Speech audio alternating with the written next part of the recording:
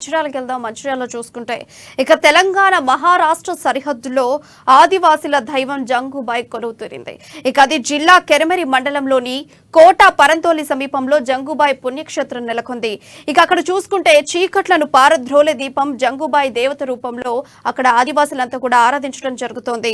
ఇక చూసుకుంటే మొత్తంగా నెల రోజుల పాటు కూడా కఠిన నియమ నిష్టలతో ఆరాధిస్తున్నారు అక్కడ ఆదివాసులు.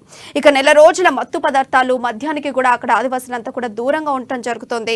ఇంటి భోజనం తప్ప బయట మంచినీరు కూడా కనీసం తాగకుండా నియమ నిష్టలతో వాళ్ళు దైవారాధన చేయడం జరుగుతుంది. ఇక దీని మీద నుంచి అప్డేట్స్ మా మంచిర్యాల రిపోర్టర్ నరేష్ అందిస్తారు. ఎస్ నరేష్, చెప్పండి అప్డేట్స్ ఏంటి? సాధారణంగా దేవత దైవం అంటే మనం కేవలం ఉత్సవమూర్తులతో పాటు విగ్రహాలను కూడా ఊహించుకుంటాం. కానీ ఇక్కడ ఉన్నటువంటి ఆదివాసీ సాంప్రదాయాల ప్రకారం ఇక్కడ ఆదివాసీ క్షేత్రంలో వెలిసినటువంటి జంగుబాయి దేవత అనేది జంగుబాయి మహల్లో ఉన్నటువంటి ఆలయం అనేది కేవలం దీపాన్నే దైవంగా ఆరాధిస్తూ పూజలు జరుపుకున్నటువంటి మనం ఇక్కడ చెప్పుకోవచ్చు. మరి ఇది పూర్వకాలం నుంచి ప్రాచీన కాలం నుంచే ఇక్కడ కొండ గుహలో వెలిసినటువంటి జంగుబాయి ఒక దీపం రూపంలోనే ఇక్కడికి వచ్చి వెలిసిందని చెప్పేసి ఆదివాసులు ఎంతో నమ్మకంతో ఉన్నారు. మరి కుమ్రంభీం ఆసిఫాబాద్ జిల్లాలో ఉన్నటువంటి కెరమెరి మండలంలో ఉన్నటువంటి గోండి గ్రామ సమీపంలో పరందోలి అటవీ ప్రాంతంలో తెలంగాణ మహారాష్ట్ర సరిహద్దులో వెలిసినటువంటి ఒక కొండ గుహలో వెలిసినటువంటి ఆలయమే జంగుబాయి ఆలయం. దీనికి సంబంధించి ఆదివాసులు ఎంతో నమ్మకంతో ప్రతి ఏటా పుష్యమాసంలో ఈ పూజా కార్యక్రమాలు నిర్వహిస్తారు. పుష్యమాసం నెలవంక ప్రారంభమైనటువంటి మొదలుకొని అమావాస్య వరకు నెల రోజుల పాటు ఇది జాతర ఎంతో ఘనంగా జరుగుతుందని చెప్పవచ్చు. మరి ఈ జాతరకు సంబంధించినటువంటి ఆదివాసులు ఎవరైతే ఉన్నారో తెలంగాణ రాష్ట్రం నుంచి కాకుండా మహారాష్ట్ర, ఛత్తీస్గఢ్, జార్ఖండ్ నుంచి కూడా, మధ్యప్రదేశ్ నుంచి కూడా ఆదివాసీకి సంబంధించినటువంటి ఆదివాసులందరూ ఇక్కడ జాతరకు తరలి వస్తూ ఉంటారు. ప్రతిరోజు నెల రోజుల పాటు ఈ జాతర అనేది ఉత్సవాలు జరుగుతూ ఉంటాయి. మరి ఈ జాతరకు సంబంధించినటువంటి ఆదివాసులు ఎవరైతే ఉన్నారో ఈ జాతరకు సందర్శించే ముందు నెల రోజుల పాటు కఠిన నియమ నిష్టలతోటి నిబంధనలతోటి కాళ్ళకు కనీసం చెప్పులు కూడా వేసుకోకుండా ఇంటి భోజనమే చేస్తూ ఉంటారు. మత్తు పదార్థాలకు దూరంగా ఉంటూ మంచినీరు కూడా బయట తీసుకోకుండా కేవలం ఇంటికి సంబంధించిన ఇంట్లోనే మాత్రమే వాళ్ళు నియమ నిబంధనలు పాటిస్తూ ఆ దైవాన్ని ఆరాధిస్తూ ఉంటారు. మరి కుటుంబ సభ్యులతో పాటు అందరూ తండోపతండాలుగా తరలి వచ్చి ఇక్కడ జంగుబాయి ఆలయాన్ని దర్శించుకునేందుకు కెరమెరి మండలానికి సంబంధించిన సుమారు 40 కిలోమీటర్ల దూరంలో ఉన్నటువంటి అటవీ ప్రాంతానికి వీళ్ళు కాలినడకనే ఎక్కువగా వస్తూ ఉంటారు. మరి ఇందుకు కొంతమంది వాహనాల ద్వారా, కొంతమంది ఎడ్ల బండ్ల ద్వారా వస్తూ ఉంటారు. మరి దీనికి సంబంధించి దైవాన్ని దర్శించుకునే కంటే ముందు ప్రస్తుతం అక్కడ దానికి ఆలయ సమీపంలో ఒక నది ఉంది, తెప్లకాస నది అనేది. నదిలో వారి ఇంటి నుంచి వారి పూజించే దైవ ప్రతిమలు ఏవైతే ఉన్నాయో వాటికి ఆ నదిలో వీళ్ళు స్నానం ఆచరించి దైవానికి సంబంధించి గంగా జలాంతో అభిషేకం చేస్తారు.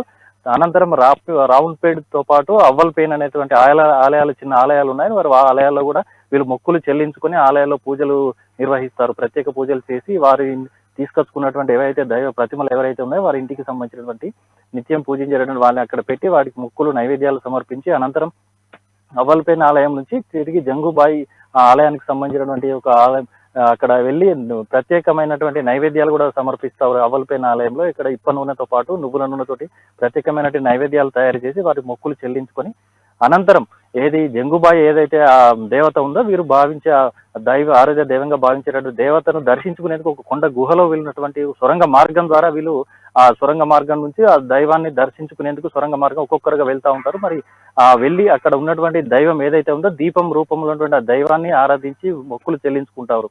మరి మొక్కులు చెల్లించుకుని తమ కోరిన కోరికలు నెరవేర్చేటువంటి కొంగు బంగారంగా వీరు ఆరాధిస్తూ ఉంటారు. ఖచ్చితంగా ఇక్కడికి వచ్చిన కోరిన కోరికలు అనేవి మాకు నెరవేర్చాయని ఎంతో మంది భక్తులు కూడా చెప్తున్నటువంటి పరిస్థితి మనం ఇక్కడ చెప్పుకోవచ్చు. అలాగే దీనికి సంబంధించినటువంటి ఆలయం సంబంధించి ఏదైతే ఇక్కడ ఉన్నటువంటి ఆలయాలు దర్శించుకున్న అనంతరం ఇక్కడ పిండి వంటలతో పాటు నైవేద్యాలు సమర్పించిన అనంతరం జంగుబాయిని దర్శించుకున్న అనంతరమే వారు ఉపవాస దీక్ష అనేది విరమించి అక్కడ కుటుంబ సభ్యులతోటి భోజనాలు చేస్తారు.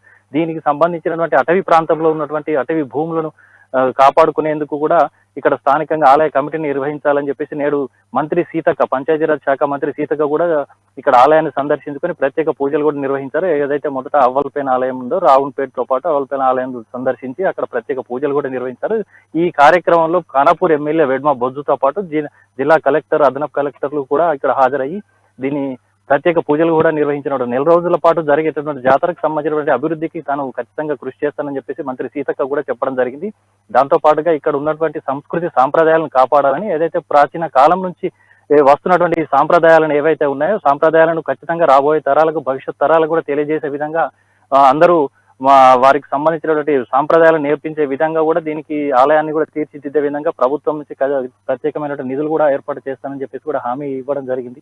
దాంతోపాటు ఇక్కడ ఉన్నటువంటి ఆలయాల సంబంధించినటువంటి అటవీ భూములు ఏవైతే ఉన్నాయో కబ్జా గురైతున్నటువంటి కొంతమంది కూడా మంత్రి దృష్టికి తీసుకెళ్లడం జరిగింది. మరి ఈ క్రమంలోనే పక్కనే ఉన్నటువంటి జిల్లా కలెక్టర్ తోటి ఇక్కడ తెలంగాణ మహారాష్ట్ర సరిహద్దులో ఉన్నటువంటి ఏదైతే ఈ అటవీ ఆలయం అయితే జగ్గుబాయి ఆలయం ఉందో మరి ఈ ఆలయానికి సంబంధించి ఇరు రాష్ట్రాలకు సంబంధించినటువంటి భూములు ఉండడంతో పక్క రాష్ట్ర మహారాష్ట్ర అధికారులతో చర్చించి ఆలయ భూములను సంరక్షించే విధంగా సరిహద్దులను కూడా ఏర్పాటు చేయాలని చెప్పేసి ఆదేశించడం జరిగింది. దాంతో పాటుగా ఇక్కడ ఉన్నటువంటి ఆదివాసీ గిరిజనులు ఎవరైతే ఉన్నారో పక్కనే ఉన్నటువంటి ఇంద్రవెల్లి నాగోబా జాతర జరిగేటటువంటి ఆ నాగోబా జాతర కూడా ప్రత్యేకమైన నిధులు ఇస్తాము. ఈ జంగుబాయి ఆలయాన్ని కూడా అభివృద్ధి చేర్చే విధంగా కూడా దేవాదాయ శాఖ సంబంధించినటువంటి మంత్రితో పాటు ఇటు ముఖ్యమంత్రితో చర్చించి ప్రత్యేక నిధులు ఏర్పాటు చేసి ఆలయ అభివృద్ధికి కూడా కృషి చేస్తానని చెప్పేసి సీతక్క హామీ ఇవ్వడం జరిగింది. ప్రియ, అలాగే నరసిప్పు చూసుకుంటే ఆదివాసుల దైవం జంగుబాయ్.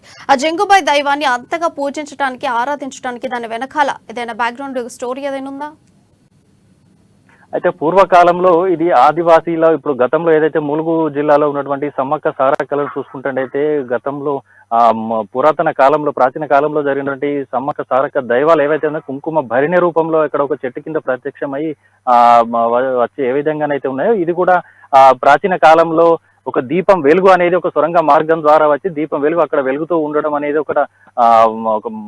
ఒక నమ్మకంగా కొంతమంది చెప్తున్నటువంటి పూర్వీకులు చెప్తున్నటువంటి పరిస్థితి. ఆ దైవమే దీపం రూపంలో వచ్చి దీపం నిరంతరం వెలుగుతూ ఉంటుంది. మరి దీనికి సంబంధించి దీపాన్ని దర్శించుకొని కోరిన కోరికలు తీర్చే విధంగా మా దైవం ఇక్కడ వెలసిందని చెప్పేసి ఇక్కడ పూర్వీకులు కొంతమంది చెప్తున్న పరిస్థితి. Priya, right, thank you Naresh for your updates.